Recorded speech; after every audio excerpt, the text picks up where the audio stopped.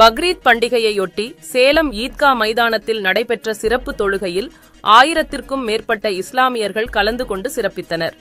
இஸ்லாமியர்களின் முக்கிய பண்டிகைகளில் ஒன்றான பக்ரீத் பண்டிகை இன்று நாடு முழுவதும் உற்சாகத்துடன் கொண்டாடப்பட்டது. தியாக திருநாளாக கொண்டாடப்படும் இந்த நாளில் ஆடு, மாடுகளை குர்பானி கொடுத்து அதன் இறைச்சிகளை உறவினர்களுக்கும் ஏழைகளுக்கும் கொடுத்து இஸ்லாமியர்கள் கொண்டாடுவார்கள்.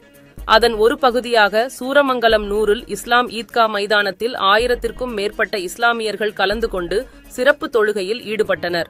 பின்னர் ஒருவருக்கு ஒருவர் ஆரத்தழுவி பக்ரீத் வாழ்த்துக்களை தெரிவித்துக் கொண்டனர். இதேபோல் செவ்வாய்பேட்டை, சூரமங்கலம், அஸ்தம்பட்டி, வின்சென்ட், அன்னதானப்பட்டி உள்பட பல்வேறு பகுதிகளில் உள்ள பள்ளிவாசல்களில் புத்தாடை அணிந்து சிறப்பு தொழுகையில் ஈடுபட்டனர்.